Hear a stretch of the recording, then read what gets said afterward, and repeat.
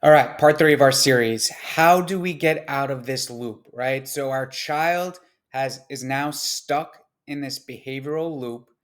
How do I get him out of it? Um, and I don't want to battle, right? So sometimes I'll come into a home and kids are stuck in ritualistic loops, and it turns into like a screaming match, a fiasco, right? The parents like, stop, come on, let's go, and it's just not working. The child is still engaging in the loop. His anxiety is growing because now he's getting yelled at, and it's this fiasco. So I don't want to battle. I'm not trying to fight this individual's ritual. I'm not trying to fight his automatic reinforcement. We need to turn this on its head so it's more reinforcing to get out of the loop than to be stuck in it, right? I'd rather get out of the loop and get this amount of reinforcement than be stuck in my loop and gain my automatic reinforcement, which is maybe down here, right? So for this, we really want to isolate reinforcers, right? We've talked about this in our reinforcement series. We want something really special to get out of this loop. So maybe it's a favorite game, maybe it's a favorite food, maybe it's favorite activity, whatever it may be. We want something special and we want it specifically for this because we really need to get this child out of this loop because they're stuck. They can't get out of it themselves. They're stuck in this automatic reinforcement. So let's just give an example right now, right? Let's say it's time for dinner, right? You call your child down, they come downstairs, and they had to go to the refrigerator and open the door and close it, right? Maybe they look at the light, maybe there's some kind of sensory thing that they want, maybe it's just something that has happened in the past and they're stuck. Right? They open the door, they close it. They open the door, they close it. They open the door, they close it. And they're stuck in this ritual. Their dinner's getting cold. Everybody's sitting at the table. And now Johnny or whomever it may be can't get out of it, right? Maybe it takes 5 minutes, maybe it takes 10 minutes, maybe it takes half an hour until finally the ritual is stuck. Mom and dad are screaming at him, come on, let's go, come to the table. His anxiety is growing. Maybe he's even crying as he's doing this because he doesn't want to be stuck in this ritual. Who knows? But he's not getting that automatic reinforcement, right? He's not getting, for whatever reason, whatever, maybe it's the light flickers in a certain way, there's a certain sound of the door, there's a certain feel that he's not receiving that automatic reinforcement, so he has to do it again, right? So he's not receiving that. So how do we get out of this loop? The question becomes, once he ends it, right, eventually the loop will end. Once he ends that loop, he will gain that reinforcement, that automatic reinforcement. Do you reinforce? And this is a tough question, right? So he's stuck opening the fridge, and finally he's done on his own accord. Do I reinforce? Do I say, Johnny, great job, fantastic, being done?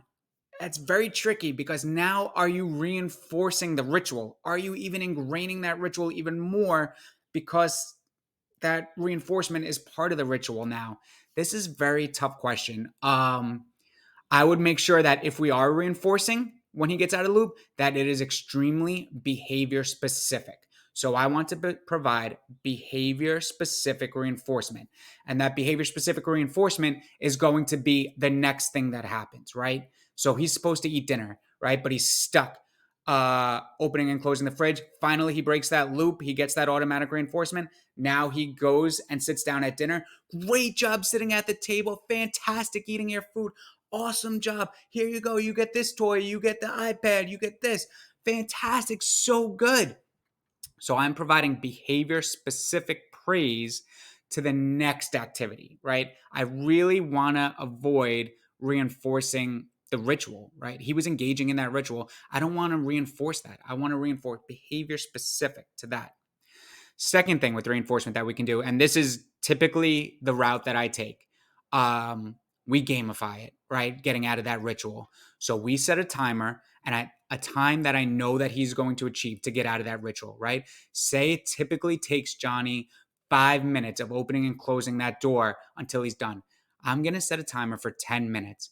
If and say, hey, Johnny, when you beat this timer, if you get to the table within 10 minutes, you get to watch TV while you eat dinner. How awesome is that? You get to watch your iPad while you eat dinner. I'm going to make it really reinforcing. If he beats that timer, that he gets this reinforcer, right? And I'm going to make it a game. So it's not a battle, right? I'm not fighting Johnny on this. I'm not fighting him. I'm not yelling at him. I'm not just trying to drag him away from the fridge. I don't want this continuous battle.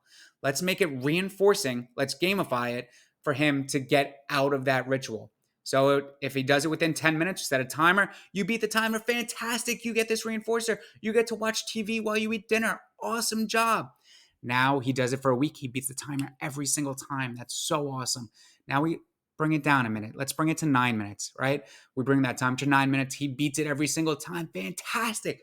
Now we bring it to 8 minutes. He beats it Monday. He beats it Tuesday. Wednesday, he doesn't beat the timer. So he doesn't get that reinforcer, right? He sits at the table. He has to eat dinner with the family. He doesn't get to watch the iPad. He doesn't get to watch TV, whatever it may be.